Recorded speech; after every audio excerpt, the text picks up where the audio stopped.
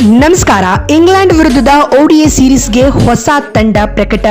Entry ನೀಡಿದವು 5 ಹಳೆ ಸಿಂಹಗಳು. ಮೊದಲ ಪಂದ್ಯಕ್ಕೆ ಹೀಗಿರಲಿದೆ ನೋಡಿ ಭಾರತದ ಬಲಿಷ್ಠ ಪ್ಲೇಯಿಂಗ್ 11. ಹಾಗಾದ್ರೆ ಸುದ್ದಿಯ ಕಂಪ್ಲೀಟ್ ಮಾಹಿತಿ ಏನೆನ್ನುವುದನ್ನ ಈ ವಿಡಿಯೋದಲ್ಲಿ ತಿಳಿಸ್ಕೊಡ್ತಾ ಹೋಗ್ತೀನಿ, ಕೊನೆವರೆಗೂ ನೋಡಿ.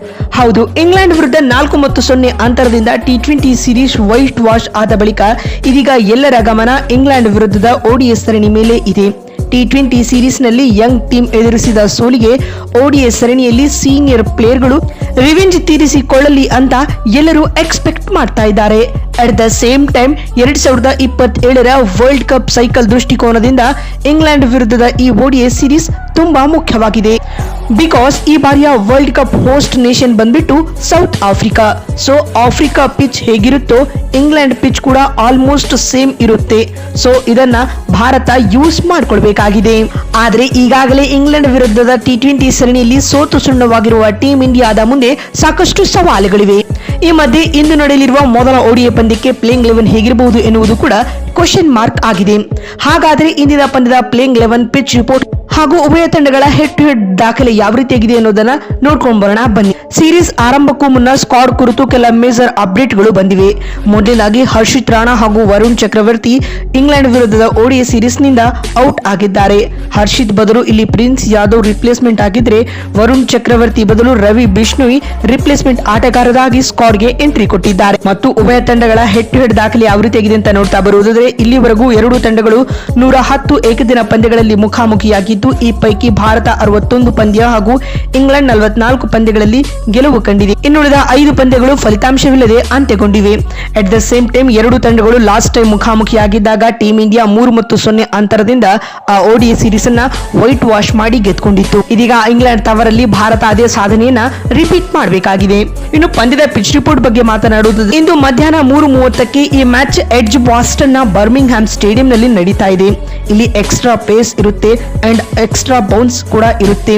ಆದ್ರೆ ನಮ್ಮಲ್ಲಿ ರೋಹಿತ್ ಇದ್ದಾರೆ. ರೋಹಿತ್ ಬೌನ್ಸ್ ಬಾಲ್ ಗಳನ್ನ ಚೆನ್ನಾಗಿ ಆಡ್ತಾರೆ. ಅದಲ್ಲದೆ ಇಲ್ಲಿನ ಆವರೇಜ್ ಸ್ಕೋರ್ ಬಂದ್ಬಿಟ್ಟು 280ರಿಂದ 300 ಇದೆ. ಸೊ ಹಾಗಾಗಿ ಇದೊಂದು ಹೈ ಸ್ಕೋರಿಂಗ್ ಪಂದ್ಯವಾಗಿರಲಿದ್ದು, ಟಾಸ್ ಗೆದ್ದವರು ಮೊದಲು ಬ್ಯಾಟಿಂಗ್ ಮಾಡಲು ಎದುರು ನೋಡ್ತಾರೆ. ಅಂಡ್ T20 ಕ್ರಿಕೆಟ್ ಗೆ ಕಂಪೇರ್ ಮಾಡಿದ್ರೆ ಈ ಓಡಿಐ ಸ್ಕ್ವಾಡ್ ತುಂಬಾ ಎಕ್ಸ್ಪೀರಿಯನ್ಸ್ ಆಗಿ ಕಾಣಿಸ್ಕೊಳ್ತಾ ಇದೆ. ವಿರಾಟ್ ಕೊಹ್ಲಿ, ಜಸ್ಪ್ರೀತ್ ಬುಮ್ರಾ, ರೋಹಿತ್ ಶರ್ಮಾ, KL ರಾಹುಲ್ ರಂತಹ ಅನುಭವಿ ಆಟಗಾರರು ತಂಡದಲ್ಲಿದ್ದಾರೆ. ಇದಲ್ಲದೆ Shubman Gill as A leader ಆಗಿ ಆಡ್ತಾ ಇದ್ದಾರೆ. ಬರೋಬ್ಬರಿ 6 ತಿಂಗಳುಗಳ ಬಳಿಕ ಇದೇ ಮೊದಲನೇ ಬಾರಿಗೆ ವಿರಾಟ್ ಹಾಗೂ ರೋಹಿತ್ ಆನ್ ದಿ ಫೀಲ್ಡ್ ನಲ್ಲಿ ಒಟ್ಟಿಗೆ ಕಾಣಿಸಿಕೊಳ್ತಾ ಇರುವುದು ಟೀಮ್ ಇಂಡಿಯಾದ ಅಭಿಮಾನಿಗಳಿಗೆ ಹಬ್ಬ ಅಂತಾನೆ ಹೇಳ್ಬಹುದು.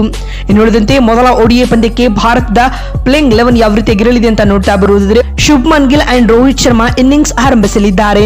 ಅಟ್ ನಂಬರ್ 3 ಇಲ್ಲಿ ವಿರಾಟ್ ಕೊಹ್ಲಿ ಆಡಲಿದ್ದಾರೆ. ವಿರಾಟ್ ಕೊಹ್ಲಿ ಕಳೆದ ಅಫ್ಘಾನ್ ವಿರುದ್ಧದ ಓಡಿಐ ಸೀರೀಸ್ ನಿಂದ ರೋಲ್ಡ್ ಔಟ್ ಆಗಿದ್ರು. ಇದೀಗ ಫಿಟ್ ಅಂಡ್ ಫೈನ್ ಆಗಿರುವ ಕೊಹ್ಲಿ ಬ್ರಿಟಿಷ್ ನಾಡಲ್ಲಿ ಅಬ್ಬರಿಸಲು ರೆಡಿ ಆಗಿದ್ದಾರೆ. ಅಟ್ ನಂಬರ್ 4 ಇಲ್ಲಿ ಶ್ರೇಯಸ್ ಅಯ್ಯರ್ ಆಡಲಿದ್ದಾರೆ. ಶ್ರೇಯಸ್ ಅಯ್ಯರ್ T20 ಸೀರೀಸ್ ನಲ್ಲಿ ಗಮನಾರ್ಹ ಪ್ರದರ್ಶನ ಕೊಟ್ಟಿದ್ರು. ಇದೀಗ ಅದನ್ನೇ ಓಡಿಐ ಸೀರೀಸ್ ನಲ್ಲಿ ಕಂಟಿನ್ಯೂ ಮಾಡಬೇಕಾಗಿದೆ. ಅಟ್ ನಂಬರ್ 5 ಇಲ್ಲಿ ವಿಕೆಟ್ ಕೀಪರ್ ಕಮ್ ಬ್ಯಾಟ್ಸ್ಮನ್ ಆಗಿ KL ರಾಹುಲ್ ಆಡಲಿದ್ದು, KL ರಾಹುಲ್ ಟೀಮ್ ಇಂಡಿಯಾದ ಅನ್ಸಂಗ್ ಹೀರೋ ಅಂತಾನೆ ಹೇಳ್ಬಹುದು. ಓಡಿಐ ಕ್ರಿಕೆಟ್ ನಲ್ಲಿ ಇವರದು ಒಳ್ಳೆಯ ನಂಬರ್ಸ್ ಗಳಿರುವುದು ಟೀಮ್ ಇಂಡಿಯಾಗೆ ಪ್ಲಸ್ ಪಾಯಿಂಟ್. ಅಟ್ ನಂಬರ್ 6 ಇಲ್ಲಿ ನಿತೀಶ್ ಕುಮಾರ್ ರೆಡ್ಡಿ ಬದಲಾಗಿ ಶಿವಮ್ ದುಬೆ ಆಡ್ತಾರೆ. ಅಟ್ 7 ಅಕ್ಷರ್ ಪಟೇಲ್ ಆಡಲಿದ್ದಾರೆ. ಇವರಿಬ್ಬರ ಮೇಲೆ ಈ ಸೀರೀಸ್ ನಲ್ಲಿ ಒತ್ತಡ ಇರಲಿದೆ ಸ್ನೇಹಿತರೆ. ಇನ್ನು ಸ್ಪಿನ್ ಬೌಲರ್ ಆಗಿ ಪ್ರಮುಖ ಸ್ಪಿನ್ನರ್ ಆಗಿ ಇಲ್ಲಿ ಕುಲ್ದೀಪ್ ಯಾದವ್ ಆಡಲಿದ್ದು, ಪೇಸ್ ಬೌಲರ್ ಗಳಾಗಿ ಜಸ್ಪ್ರೀತ್ ಬುಮ್ರಾ, ಹರ್ಷದೀಪ್ ಸಿಂಗ್ ಹಾಗೂ ಗುರ್ನೂರ್ ಬ್ರಾರ್ ಟೀಮ್ ಇಂಡಿಯಾದ ಪ್ಲೇಯಿಂಗ್ 11 ನ ಭಾಗವಾಗಲಿದ್ದಾರೆ. ಒಟ್ನಲ್ಲಿ ಭಾರತ ಹಾಗೂ ಇಂಗ್ಲೆಂಡ್ ನಡುವೆ ಇಂದು ನಡೆಯಲಿರುವ ಮೊದಲ ಓಡಿಐ ಪಂದ್ಯ ಒಂದು ನೈಲ್ ಬೈಟಿಂಗ್ ಮ್ಯಾಚ್ ಆಗಿರ್ಲಿ ಅಂತ ಎಕ್ಸ್ಪೆಕ್ಟ್ ಮಾಡೋಣ.